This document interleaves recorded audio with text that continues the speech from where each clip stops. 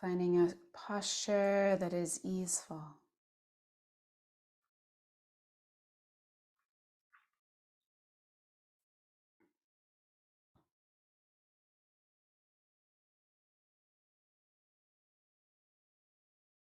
And gently encouraging the mind, inviting the mind to return home to the body and to the breath. Throughout this meditation, I'll give some instruction on meditation with the breath. But if the breath is not a place that's easeful for you to rest your awareness, you can use sound in the same way as we're connecting with the breathing body.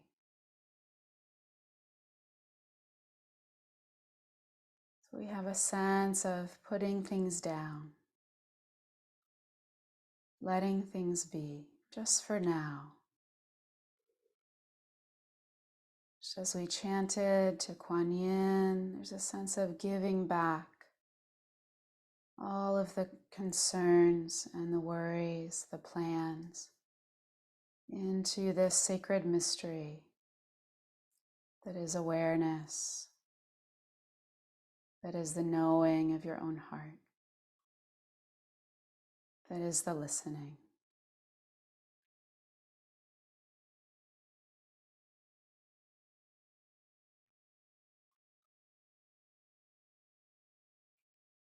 And we can offer ourselves some longer, deeper breaths.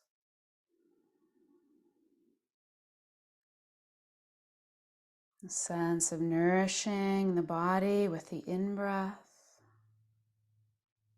Gentle pause at the top of the in-breath and then releasing, relaxing the places where you're holding on the out-breath.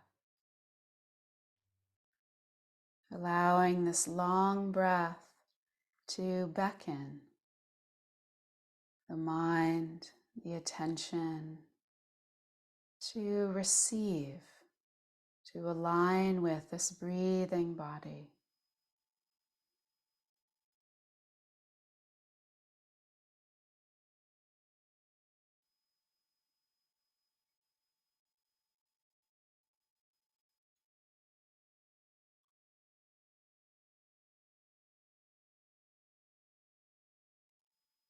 And the Buddha taught to know the long breath, breathing in, breathing out, knowing the long breath. So aligning with this receptive, awake, aware quality of our consciousness. Allowing it to receive the sensations of these longer, deeper breaths.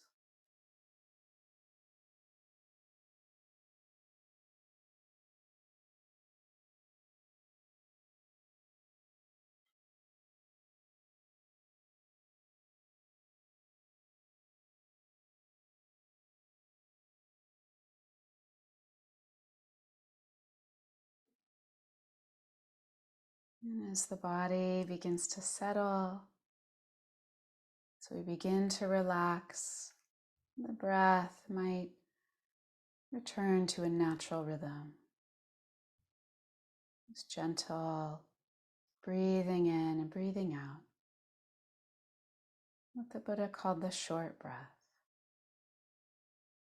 Allowing and trusting the breath to breathe you. If you'd like to stay with the long breath, of course, stay with the long breath.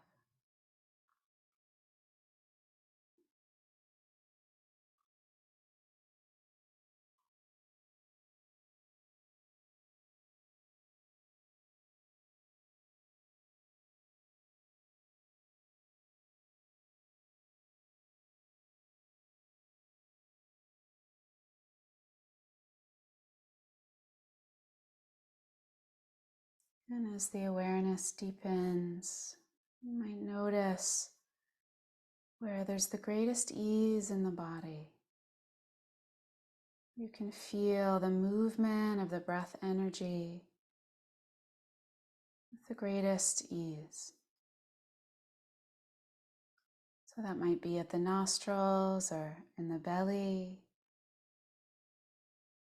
Again, it might just be the felt sense of the hands touching and the awareness of the breathing.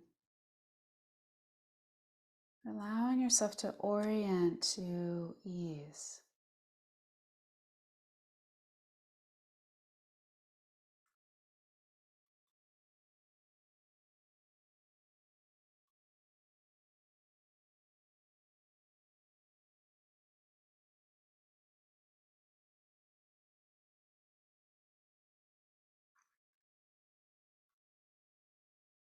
And allowing the breath, this gentle inner rhythm,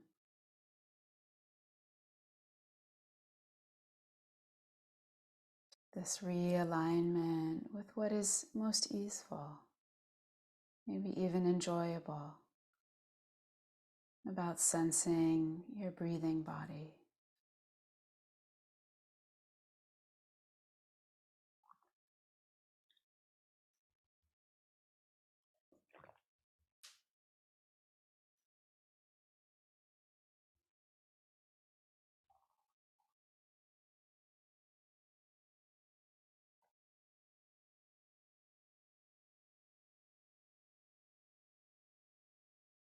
And as the awareness receives these places of ease, you can allow your attention to widen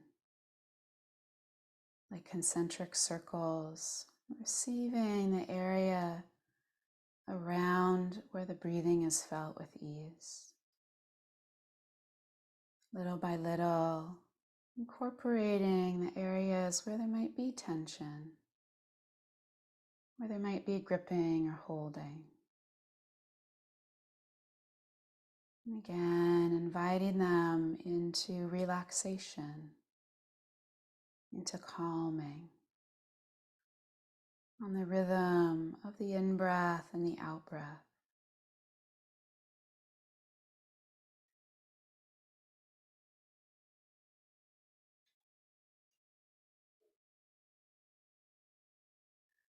Allowing where there might be even pain in the body or emotional pain to be bathed in awareness, to be nourished by the gentle rhythm of the breath, not forcing, not rejecting, but inviting the whole body into the healing matrix of awareness.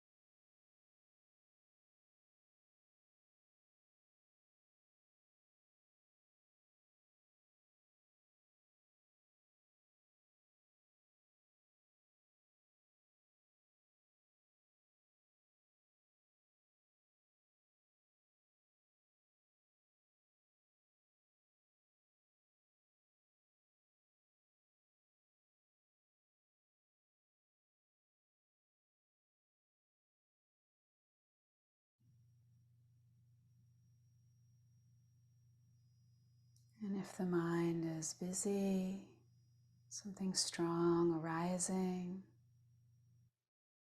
once again encourage ourselves just for this moment to put things down, to strengthen samādhi, this gatheredness, and to strengthen our alignment with embodiment, inviting the attention back to the breathing body or to sound. And as you do, there might be just a subtle joy, enjoying just of being present, this capacity even for a moment to align with what's here.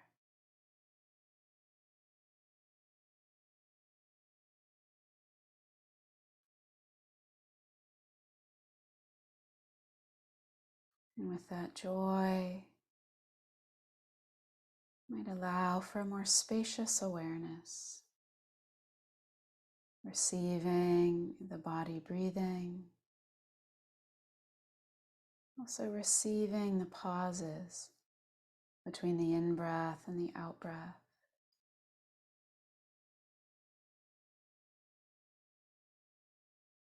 With great metta, kindness is most calming. We can let this moment, our bodies, our breath, be an invitation, an opening into savoring presence.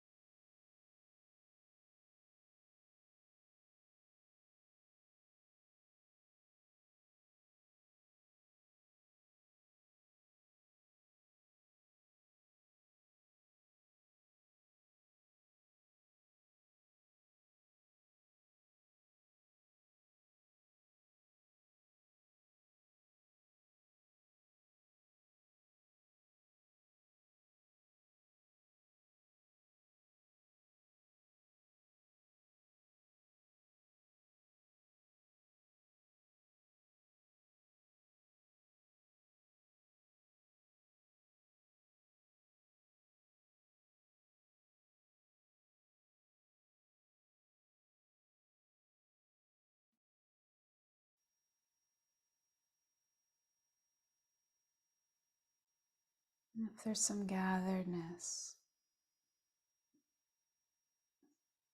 some presence, some calm, you can turn towards what's moving through the mind and the heart. Just noticing if one of the hindrances is present, some wanting, not wanting, some restlessness or worry, doubt or sleepiness, or something else is arising.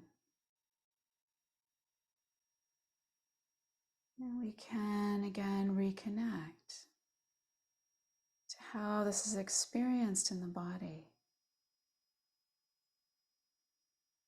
The feeling tone or tension of what's moving through the mind heart becomes manifest in the breathing body. And with this attentiveness, this aligning with embodiment, you can also notice how our experience is changing, how the out-breath might allow for a softening around what's here, a giving back, a relinquishment of the plan or the drive, the movement into the next moment. Enjoying presence.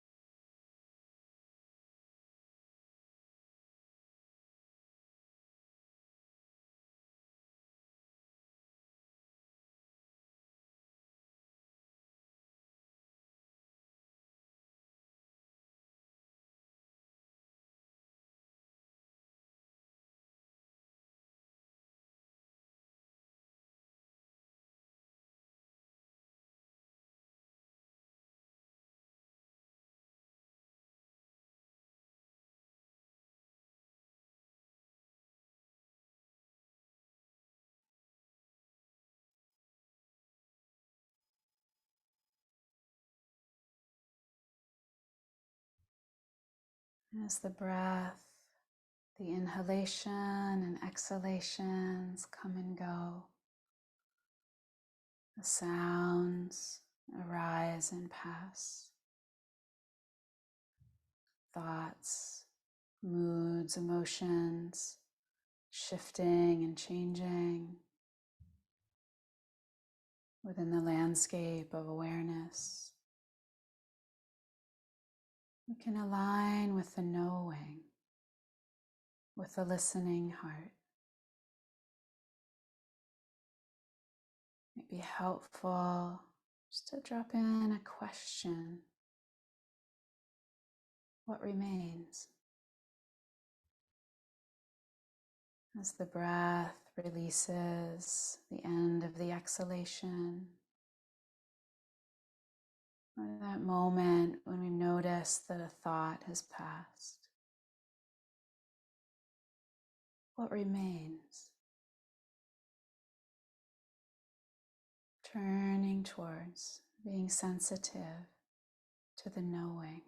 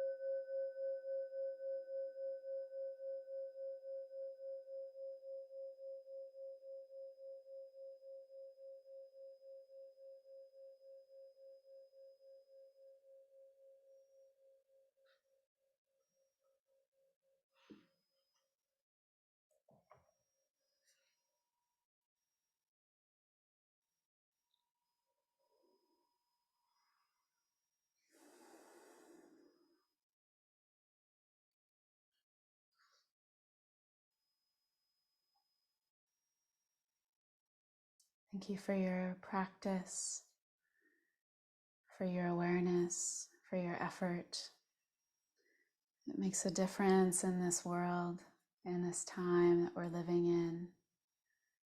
For more and more of us to align with the refuge of awareness, to trust in the alignment with the heart,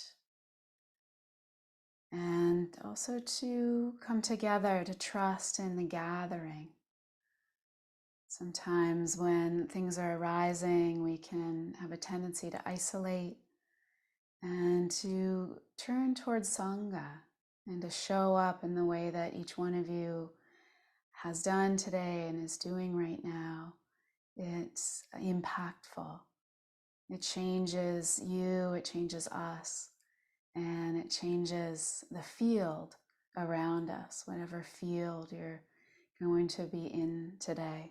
So, thank you. And today I want to highlight some aspects of Anapanasati. So, in the meditation, we just touched on some of the steps of this beautiful and very deep teaching of the Buddha. So this was the Buddha's practice for awakening. It was his practice during long retreat when he would go on 3-month rains retreat. And the Buddha taught that this mindfulness, or I think of it as bodyfulness, heartfulness, breathing in and breathing out, can support us in calming, in gathering, the cultivation of samādhi. It can support us in also attending with greater stability, greater wisdom, greater compassion to our own challenges, our own dukkha, and the dukkha of the collective, and that it can liberate the heart. It can awaken us to the truth of anicca, of impermanence, things arising and passing, and the interbeing, the interconnected nature of our lives and the self. So the Buddha taught that mindfulness of breathing is liberating. It's not just the cultivation of shamatha, the cultivation of calm, but it is this liberation. And this is embodied. So sometimes in the West, there's a sense of meditation or mindfulness as mind training, as learning to work with our thoughts. And yet what the Buddha was speaking to was a deep alignment with our embodiment, with the body, which is earth, which is made of the elements. And he spoke directly to that. The nature of the body is the earth, the water, the fire, the air, the space. And so within this practice, we're going towards what is most immediate about the body, and also what connects the body, your body, to all other bodies, all other beings, which is the breath within the body, or the breathing body. And so, and in this way, this is a healing practice. We're working with the sensations of breathing within the body and healing our relationship with sense experience. The way that sometimes our sensory experience tends to condition moving towards or moving away, or restlessness, or an awakening of a trauma. And so little by little, we begin to gather our embodied experience into the womb of awareness, to allow it to be held, to allow it to be felt, to allow it to be calmed and balanced via the breath, for this unifying, for this healing. And this is a teaching that is offered in 4 tetrads. So 4 sections with 4 lines each. And each of the 4 sections touches on a different aspect of our embodiment and of our being. So the first is working with the body. The second is working with feeling tone, Vedana within the body.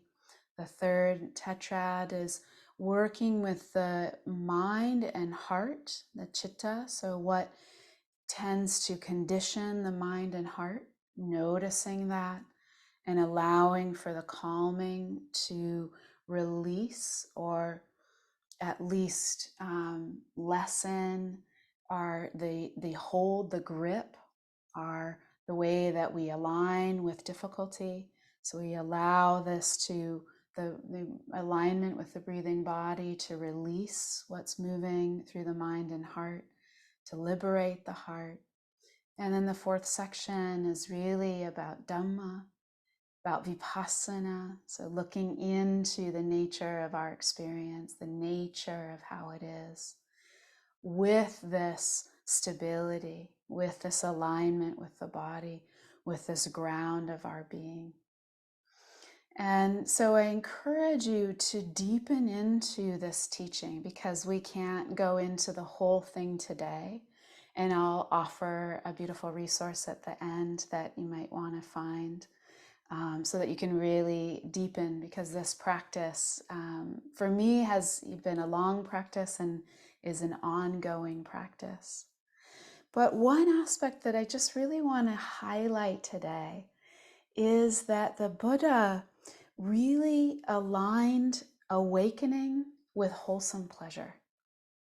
And sometimes this is surprising. It's like, okay, I'm going to meditate.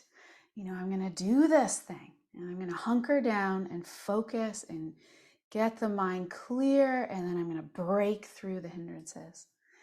But the Buddha actually invited us to turn towards what is a wholesome pleasure. And this was actually what awakened him. This is what guided him. So might there be another way?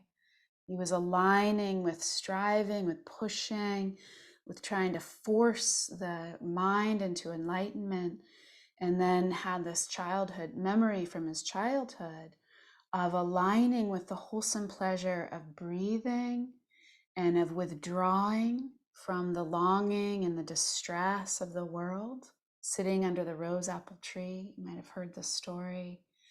And just aligning with this simple enjoying of breathing in and breathing out.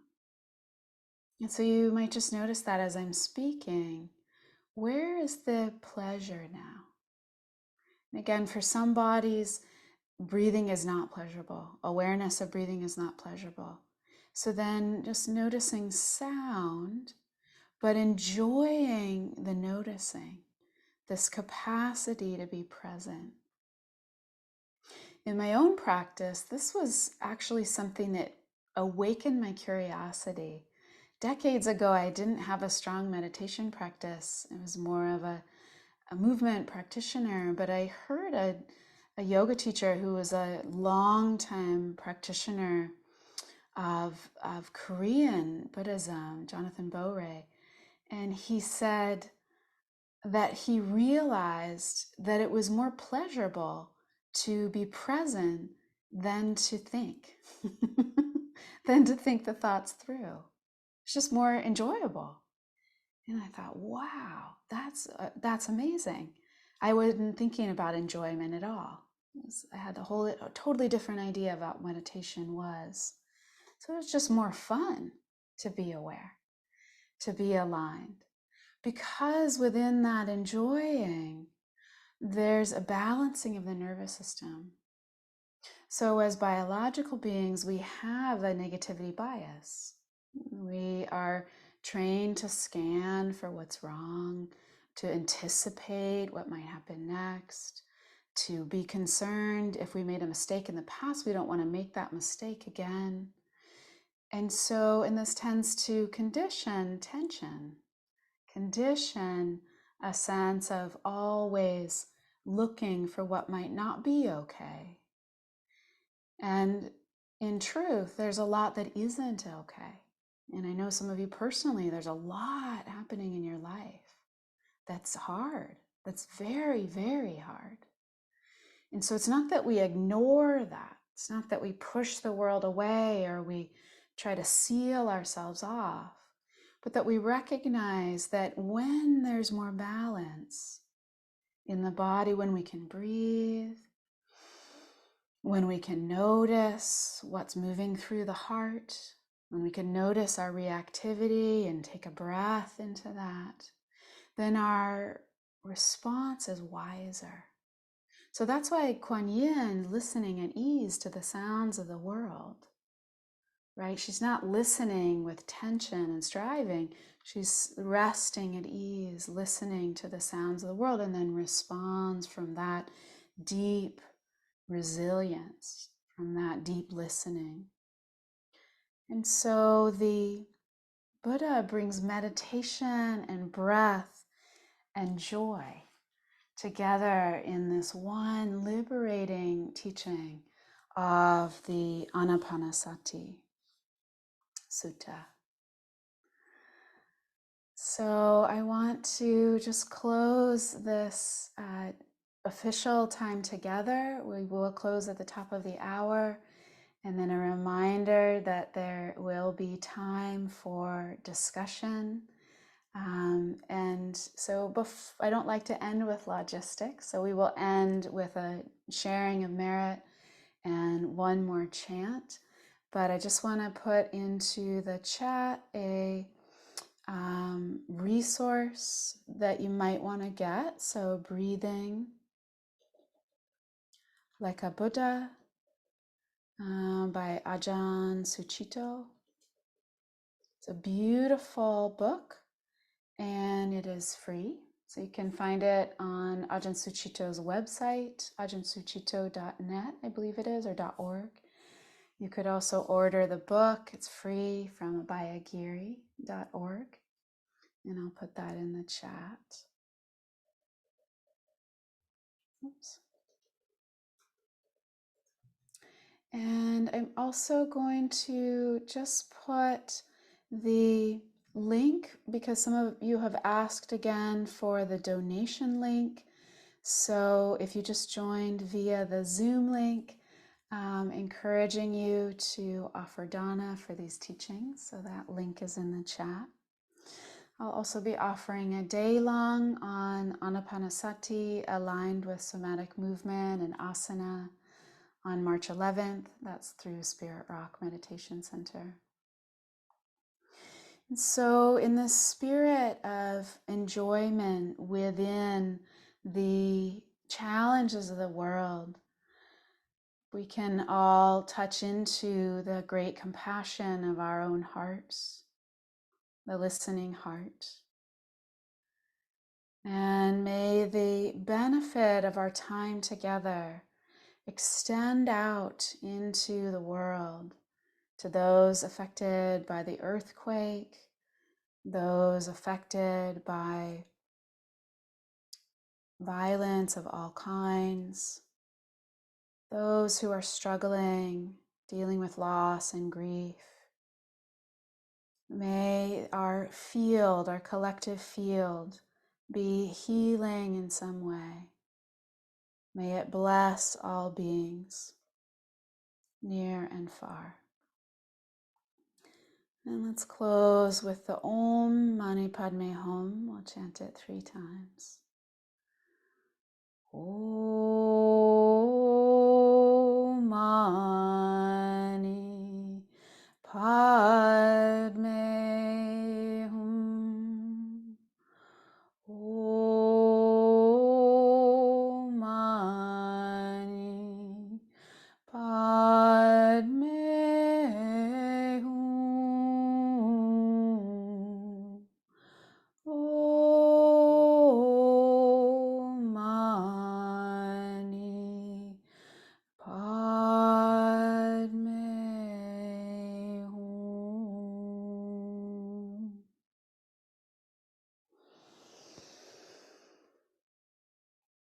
Blessings, everyone.